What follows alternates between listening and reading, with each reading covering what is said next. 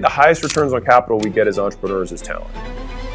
Like full stop. Where else do you get 10x, 20x, 100x return so reliably? If I'm thinking from the like, I really have to fill this role angle, it's like usually not the right person. If I'm thinking like, I don't even care if I have a role for this person, I have to get them in, it's usually the right person. Once you get to like 5 million in revenue, that's what you have to become, is a collector of people. It's pattern recognition, but especially when it comes to talent. You have to grow fast. And I do think that's a virtuous cycle. The faster you grow, the more talent you get, which grows you faster. And so it can also be vicious in the other direction. It's mostly vicious in the other direction. Yeah. I'm hiring for about 6 or 7 roles. What mistakes do you think I'll likely make? Like if somebody comes in as a C-level exec and has no network of people that they've worked with in the past, that's weird. Who have you hired recently that is significantly better than you or has taught you something? Who takes you to school? This is something that I can only say now with 14 years of business experience, which is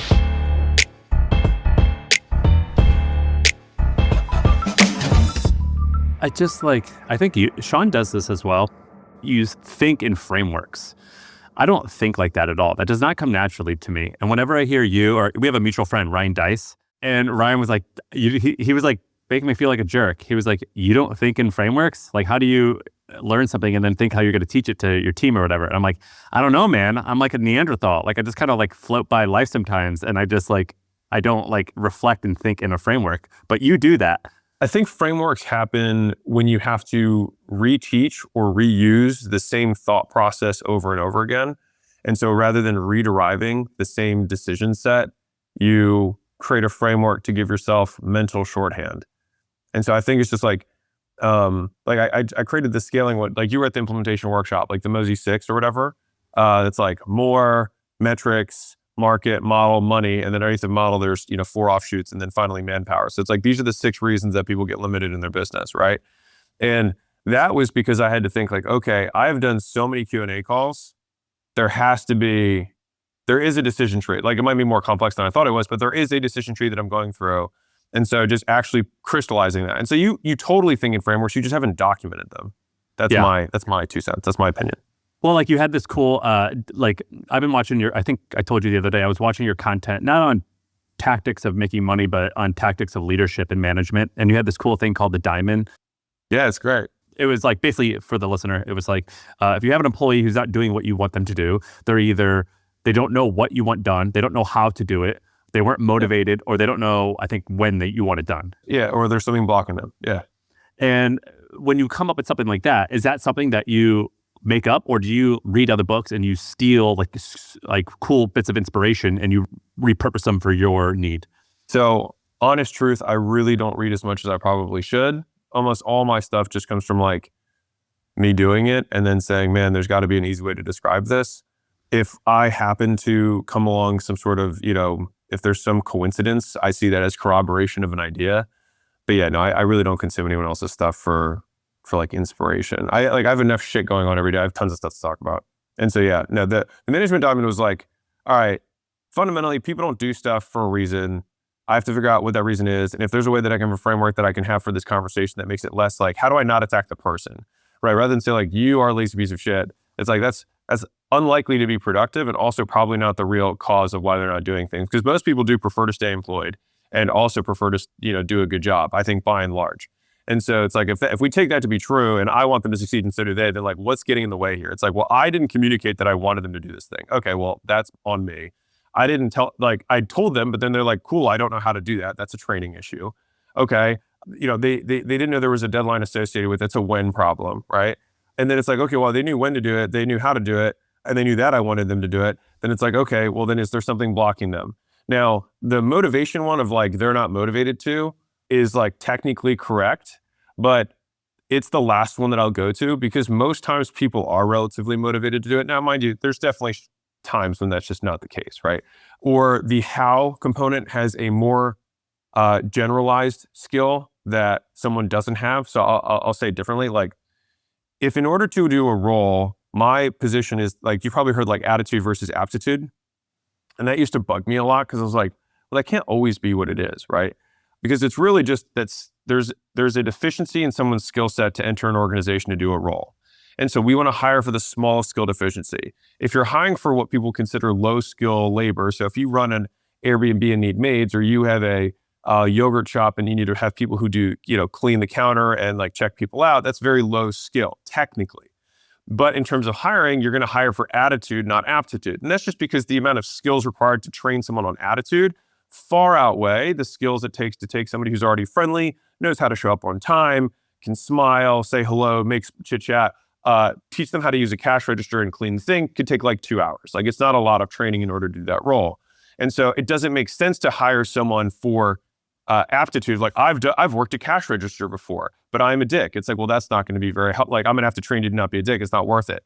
On the flip side, if you want to have the number one AI researcher in the world, if that guy's a bit of a dick, then you could probably work with him on being a little bit, better at communicating with the team. You're not going to take the person who was, the yogurt store cashier register, assuming they take no, they're not on the side doing all this stuff, and make them the number one AI researcher. And so it's like, we always just should, at least in my opinion, hire for the person with the smallest skill deficiency. And then we have to ask the question, as the business owner, given that skill deficiency, is it worth us or worth our resources to train them?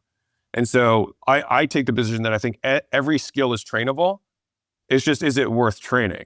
Like, are there other people I get higher returns on? In which case, great, I'll use them. And that for me is fundamentally like why I would say that over my career, the biggest change in terms of my hiring practices is I hire far more for general intelligence now. The intelligence will allow someone to bridge the skill gap faster. And so it's a return on resources for where they are versus where they need to be, whether it's a quote attitude issue or a quote hard skills issue. But I see soft skills and hard skills as just skills. Hard skills are easy to define and measure. Soft skills are just hard to define and measure, but they still are definable and measurable. And so I want somebody who has high intelligence, because I define intelligence as rate of learning. And so if I can get someone who has a high rate of learning versus somebody else, maybe that person starts a little bit behind, but in 6 months, they're going to pass the other person who might have experience. And so again, it all depends on like what the timeline is. If I take a toddler, I can get them to be an adult in 18 years and be perfect, but I don't know if I have 18 years to wait. And so, that's kind of my general rubric. When you're hiring for smart people, how do you figure out if they're smart? Really good question. I think the quality, so a couple things. So the quality of the questions that they ask. Let's go deep on each one. So the quality of questions that they ask. Okay, what's a high quality question? So if someone said, hey, I noticed that you guys have this media brand here and you have this advisory practice here. What's revenue retention around that? Is there's another vehicle that you guys have considered that, isn't in the pipeline right now? I'd be like, wow, that demonstrated that they did a fair amount of research and they were able to take a complex thought between these two things and ask me about it. So like, that's a great question. Whereas if someone says like, what's the 5-year vision of the company? I don't see that as a bad question. I just see that as like kind of a generic interview question that someone might ask. And if that's not already answerable online, which, the pros and cons of our situation, similar to you, is that a lot of my stuff is public. And so I expect somebody to come in with better than generic questions because I've already answered generic questions publicly. Hey everyone, really quick, if you're enjoying this episode on CEO stuff, so delegating, having hard conversations with your team, hiring, then I've got something for you. So the team at HubSpot, they actually went and put together a bunch of best practices that Shaan and I use in our own companies. And they put it together in something that's really easy to read and understand. And so if you want to just save yourself 10 years of headache and heartache, then you should check it out. I wish we had this a long time ago. It would have helped me a lot, but there should be a QR code on your screen that you can scan or a link in the description. So check it out. It's totally free and totally awesome. Okay, and so what was the second one? Oh, when they deconstruct a problem that they're solving in terms of what they're thinking with. So, this is, to be fair, this isn't like my invention, but like in the consulting world, people do cases for a reason, right? They want to hear how, like, okay, if I need, how many ping pong balls fit on a 747, right? This is a common question they would ask in, a college interview, not because they care about the answer. They care about how you think through getting the answer because it demonstrates a level of horsepower. And so for us, I would say a practice that acquisition.com we use, especially at our higher level in leadership roles, is we actually, instead of presenting them hypothetical cases, we actually present them with the real cases. And so, worst case, we get free consulting. Best case, we get somebody who is capable of implementing that solution that they just came up with. And so if they can use frameworks that I wasn't aware of, experiences that I'm not aware of, those things will come out in that, complex, issue that we're dealing with. But it's also at least like way more interesting of an interview for me, because now like they're solving my problem. So I'm like way more engaged. So does that mean that like the hiring manager, or maybe you would have someone at the company has like a generic description of the company and what some of the numbers are, and maybe they're like fake numbers even. And then each role will have a specific problem that you need help solving for at the company, and they get like a Google Doc, like a 2-pager in advance, and it's like, prepare your thoughts, send it to me in advance. I'm going to read it, and then we're going to have a discussion about it. So I'll differentiate this by level of role and type. And so I'm talking, because right now I'm like knee deep in like C-level like interviews. So that's like what I'm thinking with right now. If we're trying to hire an editor or a salesperson, those are roles that are super repeated, and as a result have incredibly structured, interview processes and whatnot. And so for those, like for a salesperson, for example, it's like, we're going to send a script to every candidate that we want to invite to a group interview first. And so they're going to get the script ahead of time. And we want to hear them do, a 1 minute, 2 minute soundbite of the script. So if they didn't even take the time to like go through it a few times, like they're going to sound horrible. And so immediately either they don't have the skill or they don't have the work ethic. Either way, we can weed those people out, and we can tell within a couple minutes. So we don't need to waste a 30-minute call on somebody who wants to be a salesperson. We can have 10 people on the call, 1 or 2 minutes, and we can find out if someone's got a little bit of game. From there, it's like, okay, then we'll say, hey, you messed this thing up, tweak it, try it again. When we do that, we get to see how coachable they are, how much ego they have, and how quickly they can learn. Intelligence. I actually read a book that you suggested. The guy who founded HubSpot sales team wrote that book, and we do the same thing here. And in the book, he actually says that IQ is the number one. He was like, charisma is important, but it's not the most important thing. It's ability to learn quickly. And I think part of that also, because like they were selling to business owners, and so do we, and most of our portfolio is B2B. And so like if a salesperson is being like outgunned consistently by the people that they're getting on the phone with, the people on the phone feel like they're talking to somebody who's an idiot and can't actually help them solve their problem. And so I think general intelligence is such an important part. But like honestly, it started there, but like I kind of just see it across the organization. Like, show me exceptional organizations that employ dumber people. Like there are some, but especially in the work that we do, B2B and higher level, you need horsepower. So in terms of intelligence, like rate of learning, and we can actually demonstrate them learning on a small level. And that works same thing with editors. We follow a very similar process. Here's some raw footage. Send us a clip back with your edit. We can look at just the final output. And that allows us to be more objective about, like, some people don't present well, but that doesn't mean they're bad editors. And I think like interviewing itself is a skill, just like anything else. And I don't need somebody who's great at interviewing. I need somebody who's great at editing, right? And so trying to pull that apart, and something that Layla's taught me that's been really helpful, like for me lately, has been, she's like, some people are incredibly smart, but are not very good at communicating. And depending on the role, they might not have as much need for that level of communication. And so that's where it gets a little bit more nuanced. But I want to be really the other way clear. around. Like, I've actually talked to people that are very charming and they communicate wonderfully. And I'm like, I can't fall victim to this. You're actually an idiot. I don't think you know what you're doing. I've hired these people before. What was it? It was a like, always go for an ugly surgeon or something like that. Like, there's some razor that I just wanted to put my little disclaimer out there, which is like, I by no means claim that we are perfect at hiring or anything like that. We just, like everybody, we take our licks. But I would say the hardest ones are always leadership, because you have fewer, like, you might appreciate this. Whenever I go into a room of entrepreneurs, I say, hey, who here is on more than is on their second business or beyond? And like almost the whole room raises their hands. I'm like, okay, cool. Now, of those of you who are on your second business and beyond, who here, your current business grew way faster or past your first businesses? And like almost the entire room raises their hands. And I always think, like, so why is that? And so I think that at the most basic level, it's pattern recognition, but especially when it comes to talent. And so like, if you think about building, like, let's say $1 million business, it's like, first you have some marketing function, you have some sales function, you have some delivery function, whatever, across the board. And for the first time ever, as soon as, maybe $1 million, maybe it's $3 million a year, whatever it is, like, it's not you anymore. Like, somebody else has to do some of this stuff. And so you get your first pattern recognition of like, oh, this is somebody who can do some advertising, or this is some person who can do some sales. This is a person who can do some low-level management. This is a person who can do some, some delivery or whatever.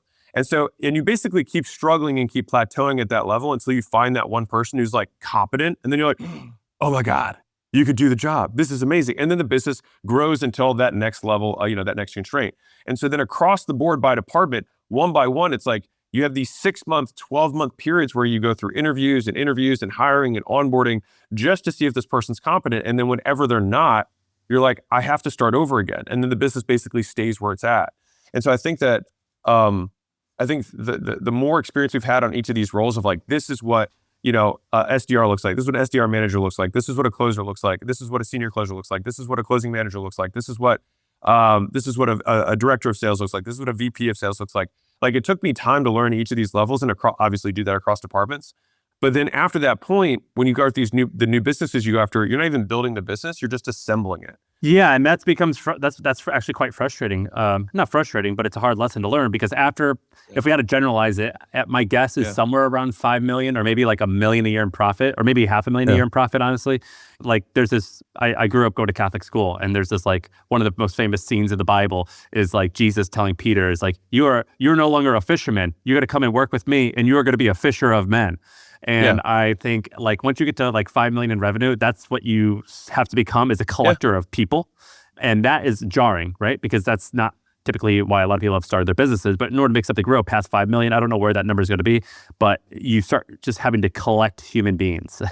No, and it's the game. And I think a lot of it is just the pattern recognition around behavior traits and skills, where you have to just say like, oh, I know what this VP, I had a VP of sales. They were awesome. What does this person look like here?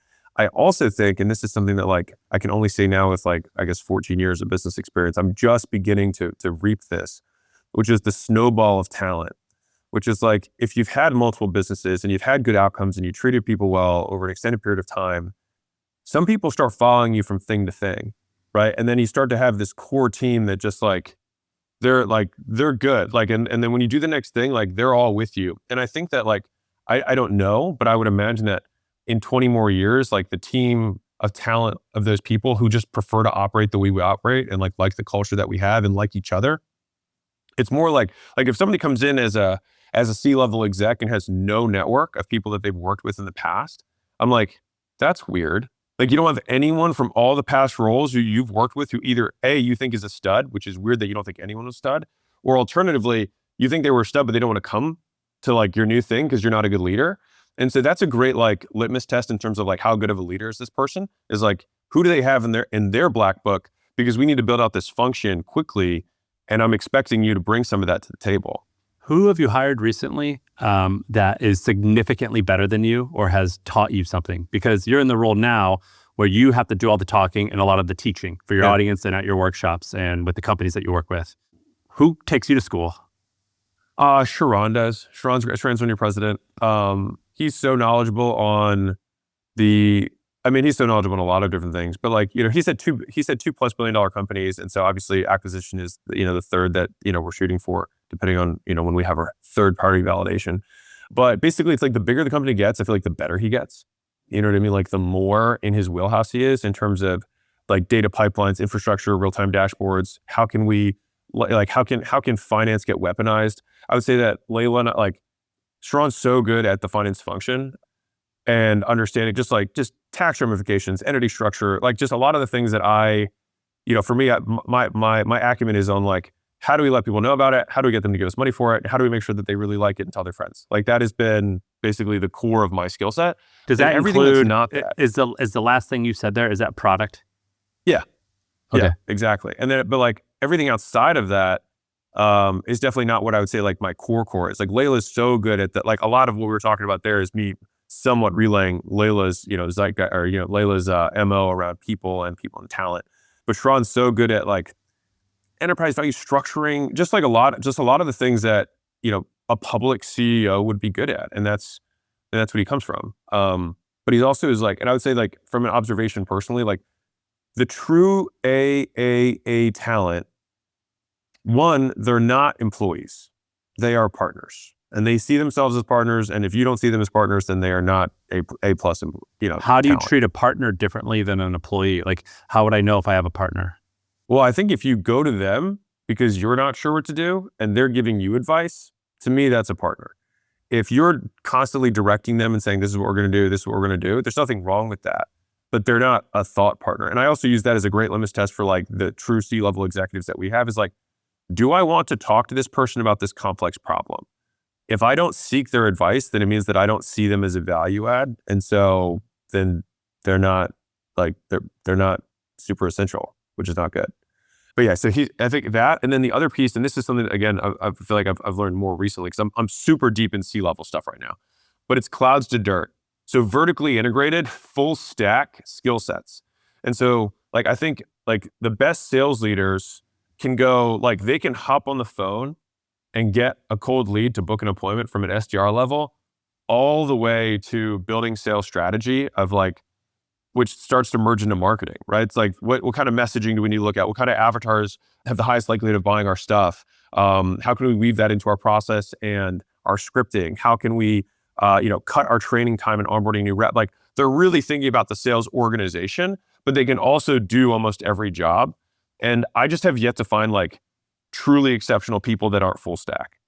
So you right now, because of your size, you're competing, and the type of person you need, you're competing with a lot. You're in a very competitive industry in terms of talent.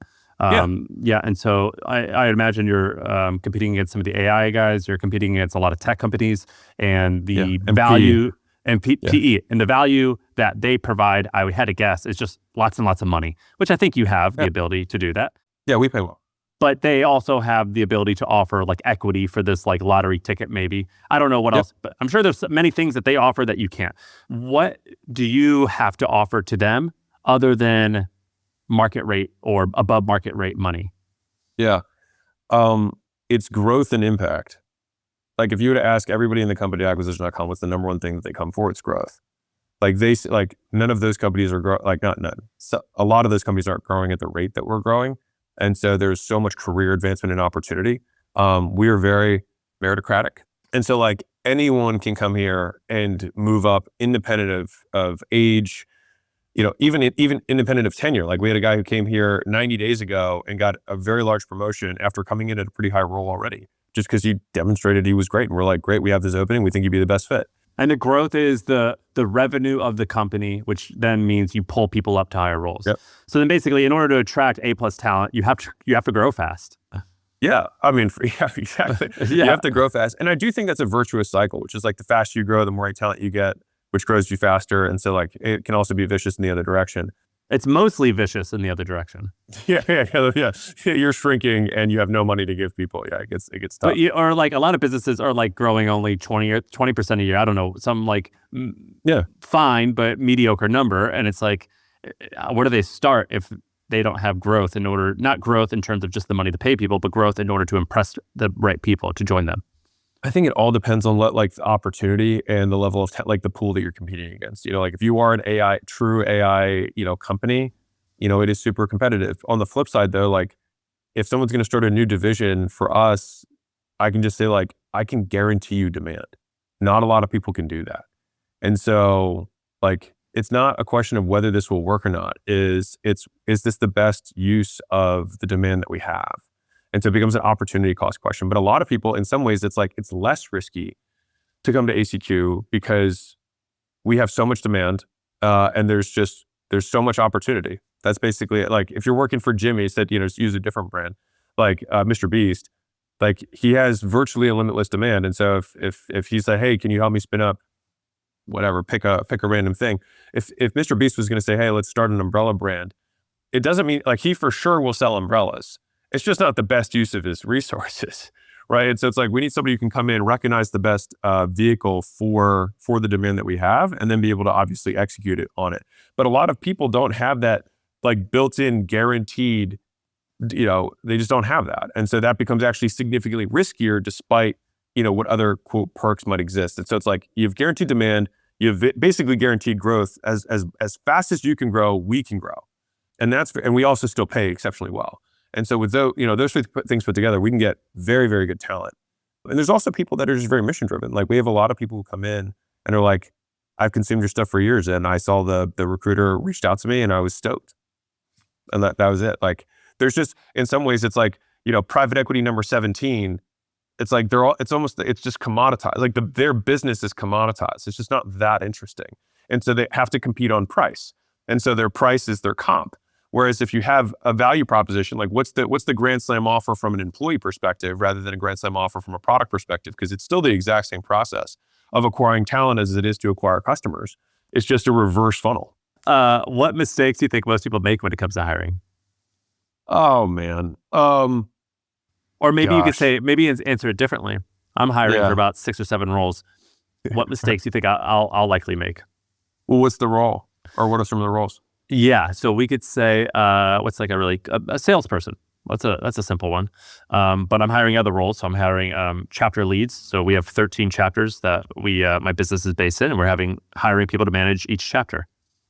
I mean, the easy answer is settling, but it's so tough because there's trades, because these things don't exist outside of time.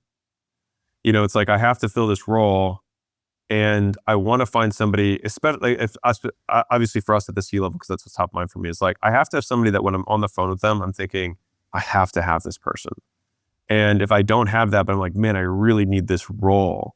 And so if I'm thinking from the like, I really have to fill this role angle, it's like usually not the right person. If I'm thinking like, I don't even care if I have a role for this person, I have to get them in, it's usually the right person. Are you willing to pay them more than you originally thought was reasonable? Yes, 100%. Not even a question.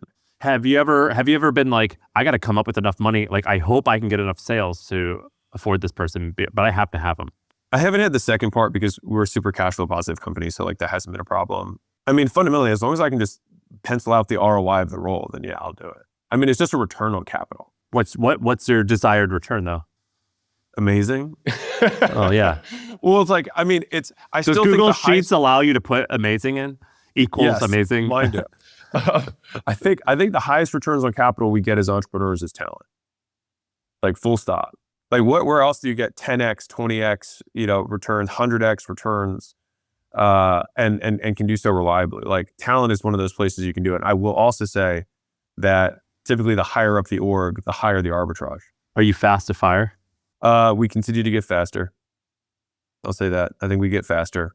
I would say that our firing practices do somewhat rely on the constraint. So like sometimes, Layla says this, but like some fires aren't kitchen fires. They're like the trash can in the driveway is on fire. It's like, it's a problem. Like we'll get to it, but it's not the thing that's limiting the business. And so if we have somebody who's not as good as they should be, but they're not in a role that's right now like limiting the company, it's probably not going to be our first priority to take them out. But as soon as that becomes the constraint, then it like quickly gets unearthed and then it gets handled. Have you ever followed Dave Portnoy, Barstool Sports? Yeah. Like, he's quirky, right? He's crazy. One of his jokes, but it's not a joke. He's like, I don't fire people. He's like, I don't want to fire people. And if they're a loser, I'll just keep paying them and they're going to sit in the corner and be a loser. But I don't fire anyone. And I kind of thought that was hilarious. It's funny because he's a content company and he can make content out of it and get an ROI out of like just making fun of someone who wants to fire. But I was like shocked that would be his take on it because he seemed like a pretty brutal guy. Not a brutal guy, but he seems like very blunt and he has no problem firing people. And he was like, I suck at it. I don't like the confrontation. I don't like people feeling bad. And so I just don't do it. I'd rather lose money. And when I asked you about firing, I thought that you were going to be like, yeah, like I fire fast, but I sensed a small bit in your voice where it sounded like potentially you were slow to fire because maybe I'm reading too much into your sentiment or your tone of voice, but it was like, I just don't like it. Well, I don't think anybody likes it. I think we're fast to fire if it is the constraint of the business, and clearly that person is the one limiting us. Like we will not sacrifice the company's growth and the opportunity of all the people who've trusted us with their careers to not have a comfortable conversation. There's also levels of this. And so like, let's say there's like, red, yellow, green, right? If someone's like, well, green, they're great, fine. So basically you got maybe like yellow, orange, red. Let's use that as the 3 levels. For me, like if somebody's just doesn't have the complete competence, but is not, like they can still do their job, but they're not doing it as well as they should. And they're definitely not going to grow and they can't take on new opportunities. Then that to me is like a yellow. If they're like, for sure, like they can't actually do their role right now, that's an orange. If red is like, you can't do the role right now, and that thing is required for us to grow. And so that's kind of like, I would say like, it's a combination of like, what does the business need? And how incompetent is the person? And so the rates of firing, I think would depend on both of those things. Obviously we want to, like in a perfect world, we get everyone out who's not a fit as soon as humanly possible. It's just that sometimes some people do turn it around with good feedback and coaching. And that probably happens half the time. Like, I guess asking myself the question, like, why do I feel bad about making this decision? And then trying to make sure that I'm not acting in the global bad for local good, like local versus global. Like I think about that as like my way of trying to break through that like terrible feeling you have when you're like, I have to let this person go.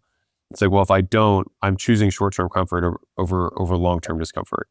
And I think most of life can be boiled down to people doing that over and over again. As they take the local win, they take the short-term win for the global loss. It's like, if you do that enough times, you get a global catastrophe. And so that's what I try to avoid. And I just put the greater good as the frame, as my little spiritual armor, if you will, of going into it knowing that like this person might get upset. And this might even, dramatically inconvenience this person's life in the short term. But like, I owe it to the other zillion people who also have put their careers, their lives in my hands to a degree from a decision-making process. Like, I owe it to them. And so that's what kind of gets me over the hump to pull the trigger faster. The Founders Podcast. You ever heard that by David Senra? Yeah. It's awesome. I love it. And I love reading biographies of like historical entrepreneurs. And a common thing that I get from the Founders Podcast is patience, and basically like doing something for decades. That's another thing that I've gotten from your content, which is like, things take a long time. They take longer than you think. It's going to be harder than you think. And I believe that to be true. But then also I see people like you, and if you go to your YouTube, I think on every description, it was like, age 26, I was here. Age 27, I was here. And I'm like, I don't think he was very patient. That doesn't read like a patient person, because I think you, if I remember correctly, I'm just making this up, I think you started acquisition.com at something like the age of 31, and then by like 33 or 34, you had the seminar business that you guys do, and it was probably doing many tens of millions, probably mid 8 figures in business, and very profitable. And I'm like, well, that doesn't seem like something that was pretty fast. How do you talk about being patient all the time, but you're moving at a wicked pace and getting results quickly? I think the patience is relative to the outcome that you're going for. And so like, if you're trying to climb Everest, right, your rate of ascension in terms of altitude is going to be significantly faster than somebody who's trying to climb a foothill.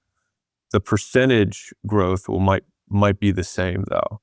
And so a patient person might be willing to grow at 1, 2, 3, 4% per year towards their ultimate Everest. But it's just that 4% of Everest is significantly faster than 4% of a foothill. And so the absolute difference will be different, but the relative difference, which is like what I'm quote measuring myself against, is where I feel patient. And I think that's where the whole macro patience, micro speed is super important. It's like we still have deadlines, we still need to move the ball forward, we still have to act with urgency. We still have to ask the question of like, what would it take in order to do this in half the time? What would it take for us to do this in a fifth of the time? And can we do that? Let's do that. And I think I honestly see a lot of the job of the manager or the driver or the operator, depending what term you want to use, as doing that, which is just consistently pulling the future forward faster. And like when you're having, even at the tactical level, like you're having a team meeting and you say, hey, when can you get that done by? They will give you a date. And then like the follow-up, a level 1 manager, a level 0 manager doesn't ask when the deadline is. A level 1 manager would just accept the deadline. Like a level 2 manager would be like, well, what else do you have that's blocking you right now from getting that done? And they might say, well, I have these 3 things. And at that point, they might say, well, this is more important than those things. So do this first. And then with that new knowledge, what is your new deadline? And they might say like, okay, instead of end of week, I can get it, 2 days earlier than that. And it's like, okay, how many actual hours do you think this work will take? And they might say like, well, I think it'll probably take 4 hours. And it's like, okay, well, it's noon now. So why isn't it not 4 o'clock today? Right. And I think somebody who's willing to continue to ask those questions, and they're like, well, I could do it, today. And so I just wanted to give myself some time. But it's like, well, why? Right. And so I think that's that consistent pulling forward. And the thing is like, it's almost like mini confrontational conversations that I think are required in order to move an entire organization at breakneck speed. I mean, I look at Elon a lot, as an inspiration from a business perspective. And all of his competitors talk about that, just like the maniacal sense of urgency that he carries. And I think a lot of it is that it's just like consistently challenging, like, what would it take? And is it worth us doing, like, is it worth it for what it would take? And if the answer is yes, then let's do it. And a lot of people kind of like, they make their decisions within their frame or their realm of reality when that's not based on anything besides their own conjecture or some arbitrary timeline of what they think it should take. I've always been like curious as to how people get to that level because like, for example, I was a track athlete in high school and college. And I remember thinking in high school, I'm the shit because I was so much better than like everyone else. And then you like get around Division I guys and you're like, oh my God, like I'm nothing. Like there are so many levels. And then you like get risen up to that level. Or you don't, or you get hurt and you just don't. You're like, oh, I'm not good enough. And then when I'm hanging out with guys like you, or when I think of Elon Musk, who have these like super intense things, like I'll read something you put out, you're like, when I get a new lead, I call them in 60 seconds. And if I can't do that, I hire someone and her full-time job is calling someone in 60 seconds. And I'm like, that makes so much sense. Why did I think that calling someone in 15 minutes was adequate? And this is just a really small example, but then it goes all the way up to like building rockets, where it's like, oh, I'm not going to leave the warehouse for 3 weeks. So how do you think that people get their standards to be raised to this like extreme level? Like, were you around other extreme people and you're like, oh my gosh, there's so much more to do. That's now the standard. Or do you think that some people are just born extreme and they just get there and they bring others to that level? I think it's probably a nature nurture question. And to be clear, I don't know the answer. This is just my 2 cents.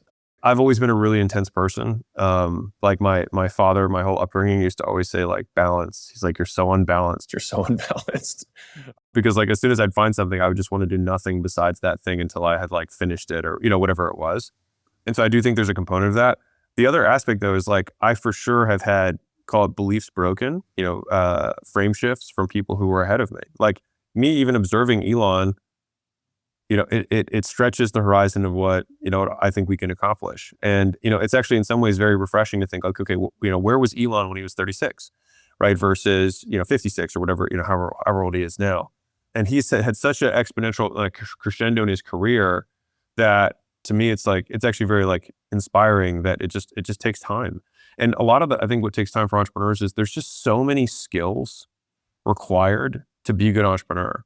And you have to be like very good at all of them. That's why I see entrepreneurship as the single greatest path of personal development. Like you get real-time feedback that you suck. And then at some point, most of us on some level get to a level of success and then say like, this is enough, or I'm not willing to make the trade-offs beyond this point in other areas, because it depends on the entrepreneur that you ask. But I would say the vast majority of entrepreneurs want to win the game of life, and business is a component, is one of the games within the larger game of life.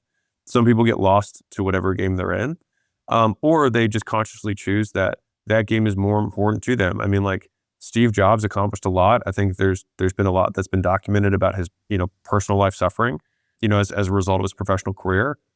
You could make an argument that he was amazing, net positive for humanity, but on the micro level, he lived a harder existence. Elon is probably another one of those people. A lot of people wouldn't want Elon's life, and he says, "You wouldn't want my life." That's probably a lot of my free like shower time right now is like when you know the price of the thing you want, like it's okay to go into a store, see something you like, and then not buy it.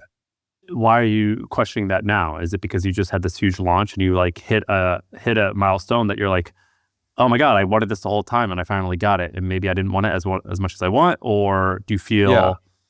Well, I had a confluence of 3 things happen within 30 days. So I had, call it a 4+ year project come to an end, which was a lot of my shower time, was around the whole $100 million series and the culmination of the Money Models launch. So that was one. There was obviously, a financial outcome that was, quickly, happened at the launch. That's the second thing. Then the third thing is my mother died within 30 days. And so it was a very interesting mix of different emotions within that period of time. And so I've had a lot of time to reflect on like, what are the things that matter most? And so like in writing, I think everyone's heard the advice, like write your own eulogy and then try to live that way, except most people don't actually take the time to write their own eulogy. But in writing her eulogy, it was interesting to see like what portion, if we had a pie chart of this eulogy, is going to be dedicated to her accomplishments. And she was a relatively accomplished person compared to the rest of it, which was about service and character. And the vast majority of it was service and character. And so in thinking about that, it's like, okay, well then if I were to apportion my time based on what my eulogy percentages would be, I would probably not have the same pie chart that I do now. That being said, life has a lot of years. And so maybe that slice of pie chart, that's the first 2 or 3 sentences or whatever, might be 15 years. And then there's just another period of 15 years afterwards or 30 years afterwards that are a different that chart. Yeah, if you live, right? If you live, like maybe. She had a freak accident, so hers was a sudden death. And so, yeah, so that's what I think about a lot is the trade-offs, because I think most of like because obviously I have a lot of content that's going out there just because people tend to ask me stuff about hard work. And the reason I think I tweet so much about it is because it's always top of mind for me. So like I don't have we talked about this at the beginning, but like I don't have a content schedule, or I don't have like I'm looking at trending tweets and thinking, oh, how do I do my own spin on this? Like that's not how I make content. I tweet whatever is top of mind. And the things that come out are the things that I'm thinking about. And you can kind of like see the trends of whatever I'm thinking about in a specific season. But if you just take the aggregate of like a month of tweets, it's like, oh, Alex is thinking about this right now. Yeah, you're like in a lawsuit and you're like talking about like being tough exactly. or having grit or like overcoming an obstacle.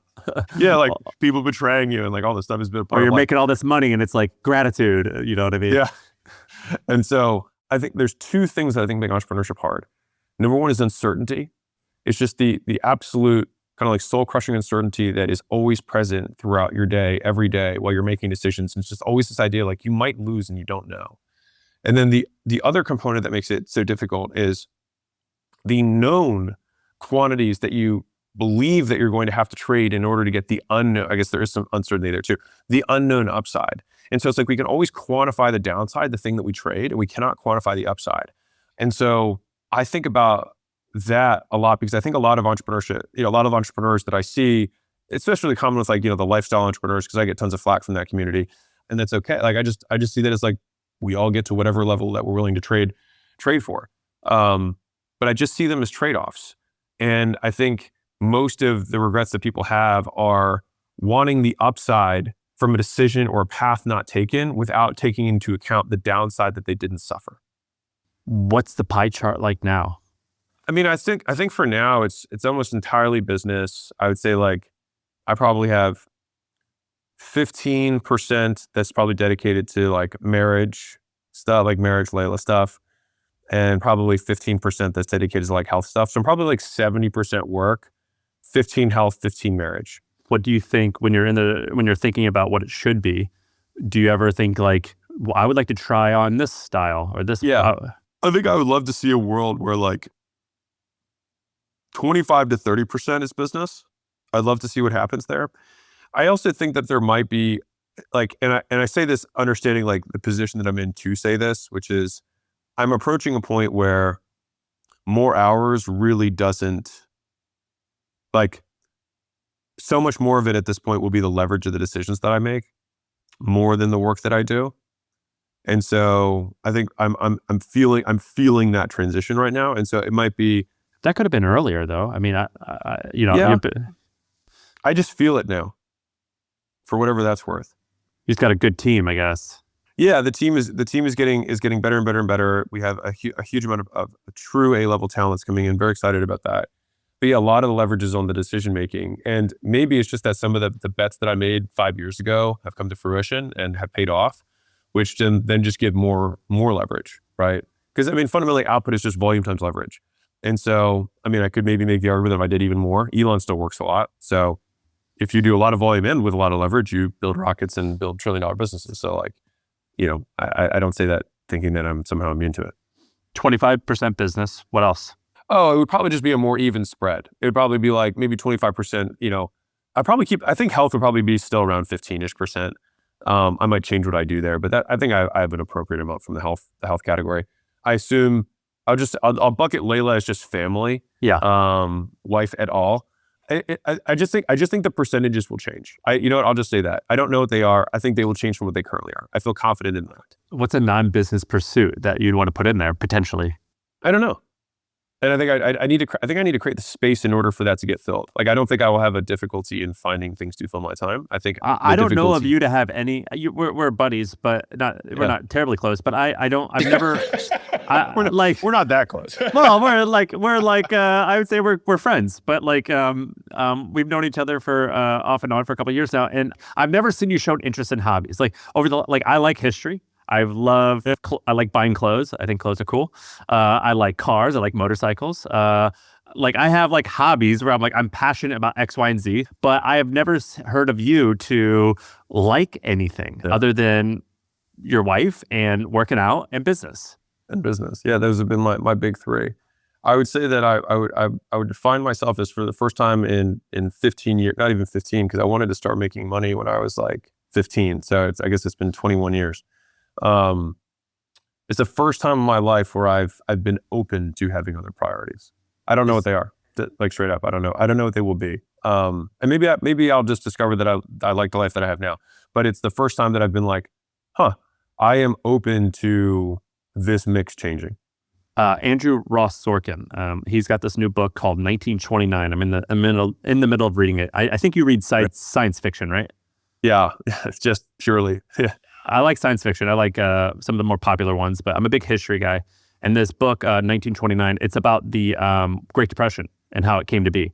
And basically, credit had just become a thing. So credit, GM invented it so you could get a car on a loan, and then eventually other appliances on a loan. And then Sears was like, oh, we'll do a layaway thing. We'll give you credit so you can buy clothing. And then Citibank, which back then was called National Bank, they said, let's do it for stocks and bonds. So you can borrow money and we will let you buy stocks. And they did it at a 10-to-1 ratio, meaning for every $10 of stocks that you have with Citibank, we're going to loan you $100. And so the Great Depression happened because when the market went under, which happens occasionally, it happened during COVID, it was just like a domino effect because everyone was incredibly over leveraged. And he tells this amazing story about it. And there's like probably 20 characters in the book. And they're like the Jamie Dimons of the time. Yeah. And they give you the day-to-day life of these characters. And it's really fascinating. And my biggest takeaway from this book so far, well, there's been a bunch of takeaways, but one takeaway is that the executives of these banks, they didn't work that hard. And they were the Jamie Dimons of the time, and their income was the equivalent of $100 million a year. And like one guy had a routine where he's like, I'm up at 6, I exercise, I'm at the office at 10, I'm home by 5. Another guy had a similar routine as that, but then he took summer off to go to Europe with his family. And going to Europe meant taking a 3-week boat. And same with Andrew Carnegie. Andrew Carnegie was popular in the late 1800s. He died probably in 1920 or so. He did the same thing where he would barely work. And I read about some of these, like, I think Brian Halligan, who's the founder of HubSpot, just tweeted, he's like, you don't move mountains working 9 to 5. And all these people, yourself included, and myself included, talk about hard work. But I like see all these other examples and I'm like, isn't it crazy how much you can get done by actually not working hard? And lately I've been like interested by some of those examples. Have you ever read about that? I haven't read about it, but I've definitely observed it with some people that, are further ahead than I am. I think what's always difficult is like, do I model the top of the mountain or do I model the climb? Like, am I trying to extrapolate how someone currently lives for what they did to get there? And that one's always a really dangerous one that I try and catch myself on, which is like, we're in different seasons. And so I have to make sure that I'm comparing this person's spring, to my spring, not my winter to their spring. Well, like all these, like, I can list so many people where I read these books and I'm like, you don't work hard at all. What the hell? It's like, what am I doing? Like Ted Turner was another guy. Ted Turner, when he built CNN, which made him a multi-billionaire, he was also a professional sailboat racer where he was gone for 3 months at a time racing sailboats. And so anyway, I could give you so many examples of that. It's just crazy. Let's take that for a second, because I think that like, let's say like within your business, let's say that you could find the perfect Sam, just as a thought routine, right? The perfect Sam that you could hire and whatever you could pay the perfect Sam to do, and he could do everything you can do just as well as you can. It's like, so whatever your current profit is minus Sam's compensation, if you could do that, then you would have almost the same amount of money you have now. And maybe in 2 years, perfect Sam would grow the pie so that you're making the same or more than you're making right now, but you're still not working at all. And so if that's the case, then it's like, we're always like in the hypothetical world, we're one hire away from somebody who could do 100% of what we're currently doing, and the business would be able to continue to grow. I think to that point about patience is like, but most entrepreneurs are like, well, I'll find that person, I'll give it to that person, and then I'll start the next job. Whereas some other people just say like, I'm just not going to start that next job, and then just be willing to let the company continue to grow with the team that I've assembled. And I think both, like, fundamentally, if you work or you don't work, as long as the business performs these functions, it will grow. I heard you say something kind of interesting. So a lot of people shit on course makers. And I was thinking about my life, and like I've bought a lot of courses actually, and many of them were not only great, they changed my life. Yeah. One of my good buddies, Neville Bedora, had a copywriting course, changed my life. I took it, it changed my life. And there's been a bunch of others. Have you ever bought or taken any courses, and which one, if you did, was game changing for you? The biggest things that have really changed my life was actually like have been networks of people. more than anything, like getting in the room with people who were ahead of me within the current realm or even across realms from me. That was the stuff that really changed my life the most.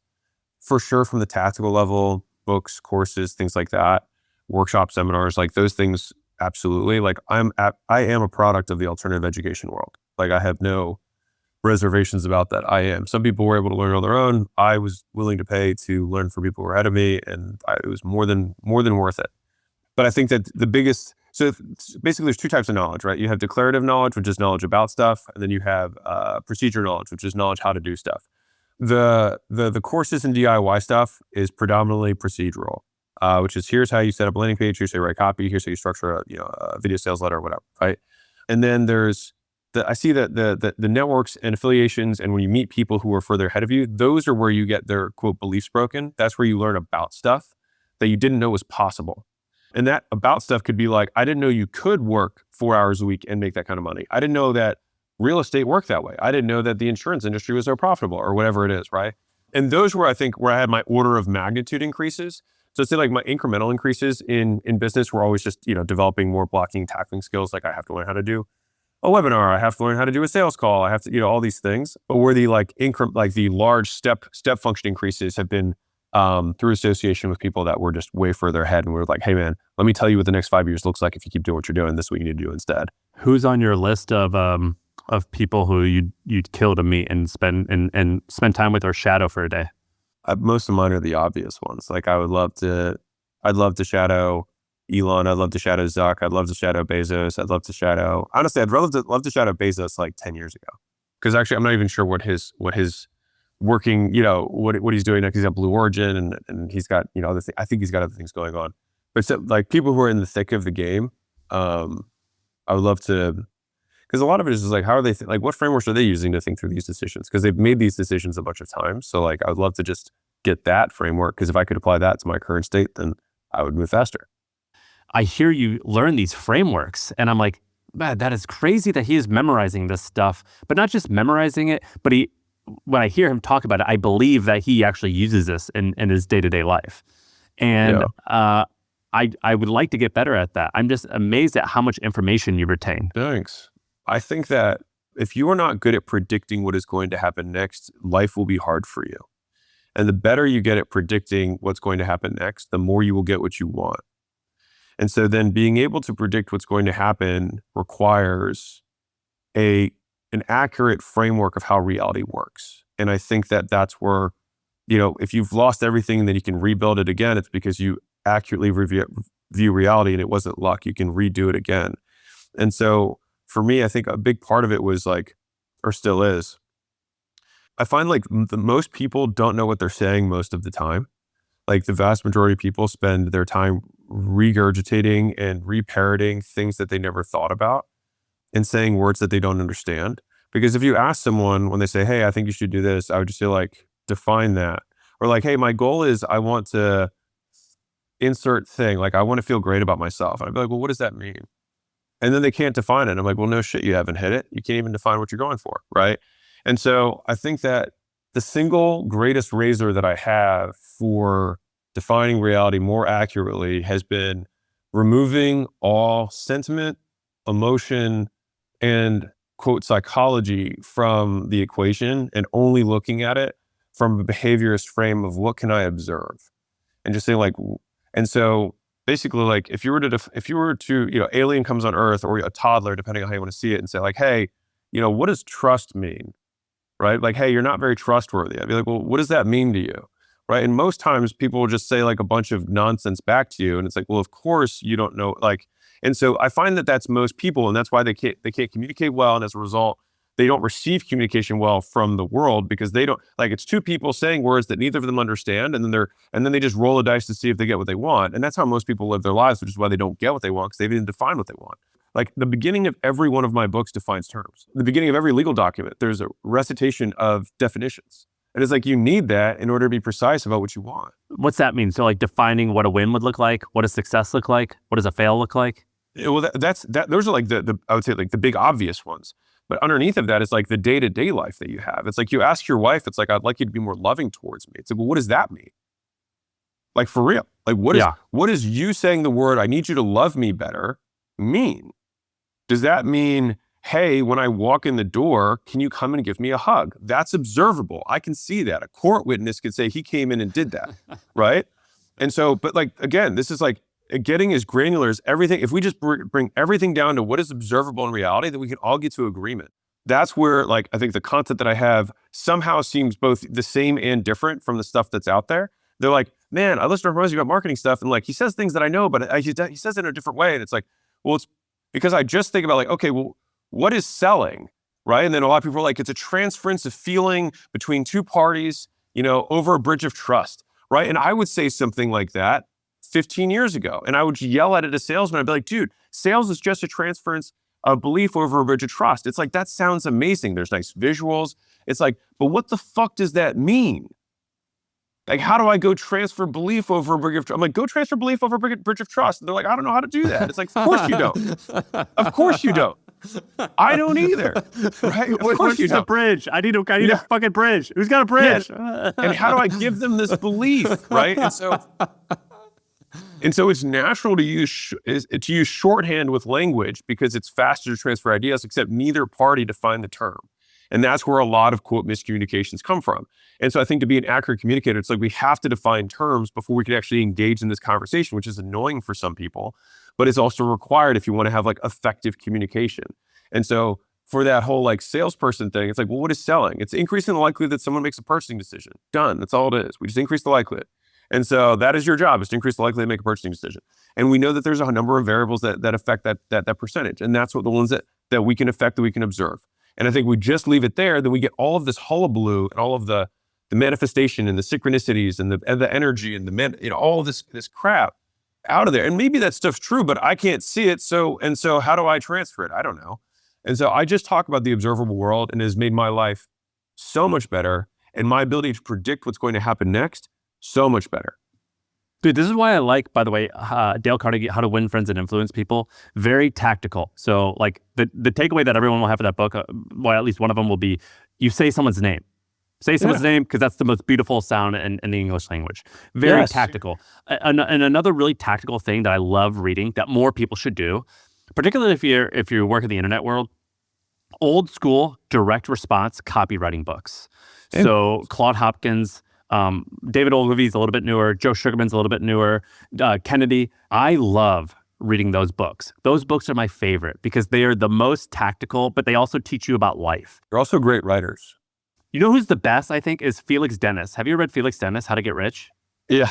Dude, the best writing I've ever read. Or like Dan Kennedy, who is a copywriter. Somehow he has books on like management, which I'm like, don't read that book. Dude, he's like, in the beginning of the book, he's like, I don't have any employees because I hate employees. But let me write this long book about managing a company.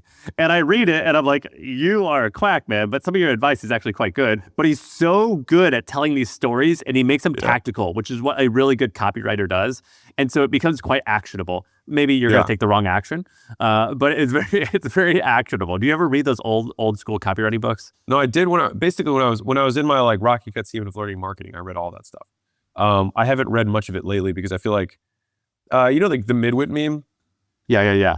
I feel like the Midwit meme is one of my favorite memes of all time because it's been so true for me in so many domains of my life. It's like, when I started lifting, it was like, add more weight, eat protein, try hard. You know what I mean? And like do it over and over again. And that was it, right? And then I got into like, periodization and like, volume blocks and then, peaking cycles and like, we have to have undulating periods. And we have to have like, this is better for hypertrophy, this is better for strength. I get all this like complexity, right? And then like fast forward now, it's just like, dude, just eat protein, add more weight to the bar, and thank your parents for your genetics, like whatever. Now, of course, the comments will be like, and Alex takes testosterone, which I've been public about, so deal with it. And so I think the same thing with marketing. And so like a lot of it Did your testosterone make you more Persian? Was it Persian testosterone? I don't know. Maybe, I think it's all genetics. Is that the PED, is being born Persian? If anything, I think the testosterone would decrease the amount of hair I have on my head at least. But anyways, but like with marketing, it's like, it's so much, no persuasion occurs in the vague. Like persuasion occurs in the specific. And so when it's like, oh, I knew he just like, if you can articulate someone's pain to them more accurately than they can, they will buy what you have to sell without even hearing much about whatever your offer is. If someone describes every pain in your life in excruciating detail, you're like, if this guy knows this much about my pain, he has to know how to solve it. And what's also nice about pain specifically is that pain is more motivating than promise. And so it's also more compliant. Because if we think about what is a salesperson, what is marketing in general, like we just simply motivate someone to take action, right? We increase the likelihood that they see this message, they take it desired action. And so it's like, well, then where does the basis of motivation come from? Which is a super complex question. And so for me, motivation comes from deprivation. And we have to deprive the prospect or increase their perception of deprivation around the action that's associated with whatever thing that we want them to do. Or so the outcome associated with whatever action we want them to take. And so that comes from like when people are like, the pain is the pitch, which is one of my little isms, is like, the pain is the pitch. Like if you can accurately do that, and it's not about like fancy words. It's not at all. It's short words, short sentences, clearly defined, that it takes no brain power to process. And yet it still has emotional resonance because of the specificity. So like lose weight fast probably worked as the first weight loss ad in 1930. And then everyone was like, wow, that's short words, that's amazing. But then they had to get like more nuanced. And so it's like, you just have to keep breaking words down into like, what does that really mean? Like, have you ever been like the overweight girl who wanted to take the photo instead of be in the photo? You know what I mean? Yeah. Yeah. No, and that's real. Like, have you ever walked on the beach and had your thighs chafed together? Have you ever always had a coverall when your friends were in bikini? Like, have you felt weird about, you putting your own sunscreen on? Have you been like, in pictures, you said, like, do you duck out? When you put your pants on that you used to wear, do you find yourself holding your breath for longer and longer in order to put them on? Like, those are specifics. Right. And like, that's where copy is driven, which is why you have to know the customer, which is why, in my opinion, some of the best marketers, like the truly goated marketers, can advertise pain that they have not experienced. But the vast majority of marketers who are good in specific spaces know the avatar because they are the avatar, or at least were the avatar. One time I had this designer when I lived in San Francisco working for my company, The Hustle. And we had this like new product that we were testing. It was like $300 a year.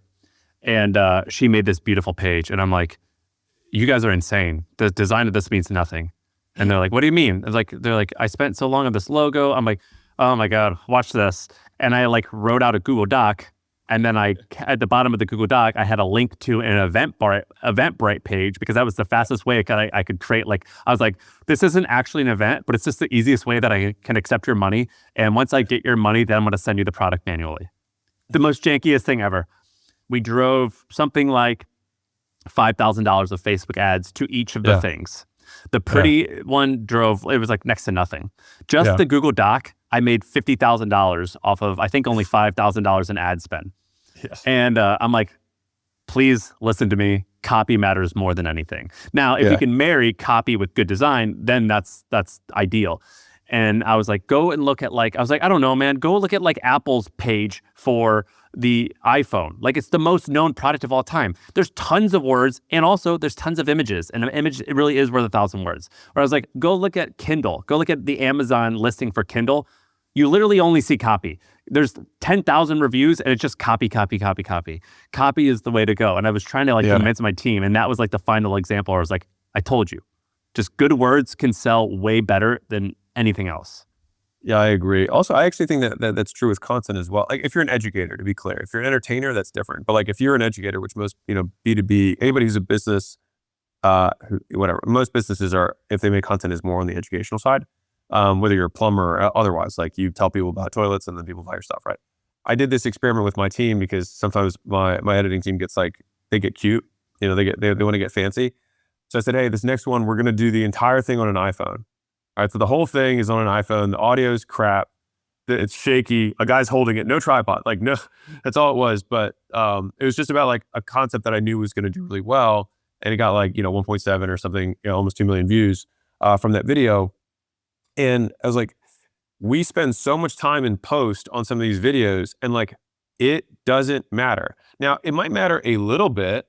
It might matter 10%, but are we appropriately allocating the resources towards the thing that's going to get us the highest return? And the answer is almost always no, because the words are the hard part. The words you have to think. And that's what most people avoid.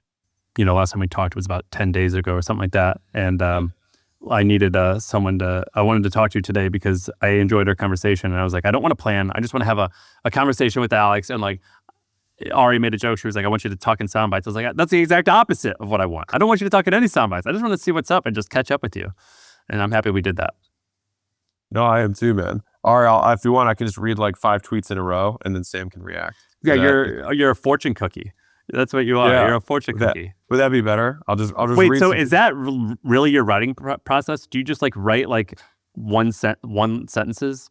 Well, for tweets, yes. That's exactly what it is. Like literally, that's 100% what it is. Do you use ChatGPT? No. I don't use any AI for the tweets. Come on, you dazzle me. Wine and dine me with some lines. Either sell extremely expensive to a select few or sell something super cheap to everyone. The middle is where people die. You're making me weak at the knees, Alex. Keep going. Yeah, right. Poor people stay poor because they want a fast way to get rich. If you're in your 20s and want to stand out, do what you say you're going to do, even if no one is there to give you applause. The fastest way to stand out is to put in more effort than everyone else. Show up early, use names, do your research ahead of time, smile when you greet people, do more than your fair share, follow up quickly. Work ethic is the universal currency of respect, and it costs you nothing but can give you everything. That was a Facebook post of yours the other day. I liked it. Well, they repurposed it for my Twitter. You must first become misunderstood before you can become great. Yeah, man, these are great. Yeah, how to win. Realize no one is coming to save you. Take responsibility for your current position. Be willing to sacrifice who you are for who you want to be. The fastest way to become confident is to build evidence. Build yourself a stack of undeniable proof that you are who you say you are. Do so much volume that you don't have to doubt whether you can do it or not. That one broke the internet. Yep. It's very hard to have a vision when you have bills to pay. I said that one at the workshop and like the whole room let out like an audible gasp. And so the team was like, all right, that one's pre-tested. We know that one won't work. That one was a freestyle? That was a riff? You raw dogged that one? A bunch of these were, but that one was like word for word. I didn't change anything. Fastest way to change your life is to get around people whose minimum standards are your life goals. Kind of like what we were talking about earlier. Friendly reminder that feeling lost, anxious, and uncertain are good signs. It means you're pushing past where you know. They're called growing pains for a reason. Do the work tired, do the work nervous, do the work imperfectly, do the work even when you don't feel like it, because no matter how bad you feel when you start, you know exactly how you feel when you finish. You have to risk looking broke to get rich. You have to risk looking weak to get strong. You have to risk looking desperate to get loved. Egos hold back more dreams than failure and rejection ever will. Everything, you just speak in like ad headlines. This is amazing. Avoiding people who make it harder for you to achieve your goals is the highest form of self-care. What do you write all this on? I just use like an automation tool, like just a generic one. Also, one of the ways that I'll do it is nicely, like a lot of my audience will like hear a live stream or whatever, and then they'll tag me in a quote that they heard me say, and then I'll be like, oh, great. So I'll like quote them quoting me as my tweet. I'll be like, oh, they thought that was good, so I'll just say that. It's like Michael Scott doing the Wayne Gretzky quote. Well, I think some of it, like, because part of what we're talking about is rhetoric, right? There's the idea and then there's how you communicate it. And some of these things have like rhythm to them. So it's like when you have opposites, you have good and then bad. You have, high and then low. You have give and then get. Like there's opposites that happen in, contrast that happens in the words. There's typically power in threes. People like having threes when you have sets. Repetition, alliteration. Those are all things that like, if you're thinking about like, okay, how can I say this in a way that would sound better than just like, hey, do hard stuff? What permutation of that can I, combine some of these other kind of writing elements into it to make it easier to remember? I think you were talking about the midwit meme. I was joking with Shaan where I was like, in the beginning of my career, I listened to all motivational stuff and self-help stuff. And the like when I was building my first company, that kind of made me, get a little something. I did not do anything. I was like, no motivation stuff. I just need to get to it. Now that like, I call this like second mountain stuff, which is like, I'm now focused on thriving, but also raising a good family and like building a legacy of a company. I'm not getting riches or making more money. That is I want that, no doubt about it, but it's like not number one. And once I'm in that phase of my life, which I am back to the motivational stuff. Totally. I think when we change goals, we become deprived around some other thing. Like we notice a discrepancy in our lives. And I think we solve for the greatest discrepancy. So like in the beginning, like the biggest discrepancy was for me was like, I'm broke, dude. Like it doesn't matter what, like I'm broke. I can't do anything. I can't make an impact. I can't support a family. I can't live where I want to live. Like I just all of that. So that becomes the glaring hot pain in my life. And then like once that's solved, it's like, okay, well, what I'm not pain free, right? Like there's still pain. And so then you have other things that become the pains of your life, and those become the things that you're deprived of. I do think that we're exceptionally good at finding problems. So I don't think that's going to like go away. I think you just get different problems as you level up. And I will also say like on a personal note, I'm about as happy as I was 2 years ago, as I was probably 2 years before that. Like I'm not like materially different in terms of my like subjective well-being. And so I think it's like, well, what else am I going to do? And when I also think about these things that quote, could potentially stress me out, or even these opportunities that I want to pursue, I try to fast forward the present, which is like, I'll probably be just about as happy and content as I am now, which also eliminates a lot of the FOMO, which I think some people suffer from, a lot of like regrets of like, oh, I should have done that thing, or I should have done this opportunity, or should have made that bet, or I should have dated that girl, or whatever your thing is, right? It's like, well, you'd probably be about as happy or unhappy as you are right now. And that actually like has dramatically quelled down the amount of attention that I allocate to those paths not taken, because they're just completely unproductive. Yeah, but I think people get there. Like I'm so happy. I've never been happier in my whole entire life right now. I like my job. I love my family. I'm happy with my fitness. I like living where I live. I love my unit, my apartment where I live. I love living near my in-laws. I like my team. And Aristotle has this idea of flourishing, where he was like, you have to live a virtuous life. And like one of the virtues is courage. On one end of courage is like being reckless. On the other one is being like a pussy. Like to be, I think that's what he said. That's an exact quote. Yeah. And there's like 14 virtues, and like you want to like be in the middle, like, which is courage. Same with like being charitable. You don't want to be like ostentatious, and you don't want to be tight. You want to be charitable. And I was like, I'm kind of in that right now. I love that.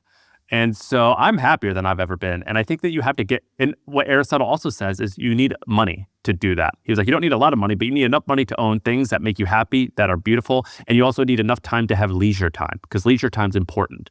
And what's interesting is like you were saying like that I think you said you're happy right now, but you said you're not going to be happier probably with anything else. I would argue it sounds like you're looking for leisure time, actually, which is I didn't realize that until just now, since talking about Aristotle. Like that's the one thing. Like hobbies is basically what he said. Like you need a hobby, and business has been your hobby for a long time. But maybe that'd be kind of fun to see like what is actually your hobby going to be. I think I'll probably like I am happiest when I write. Yeah, and so I will probably write a book that has no real financial benefit for me. So I'll probably end up writing a book about some of the topics we talked about today around like learning and behavior, because it's something that I'm endlessly fascinated by. And I think that's like the defining terms. I think that will be something that I will write. And I think it has the potential to change more people's lives than all the other books put together, but we'll see. Dude, I'm so happy you came on. All right, that's it. That's the pod.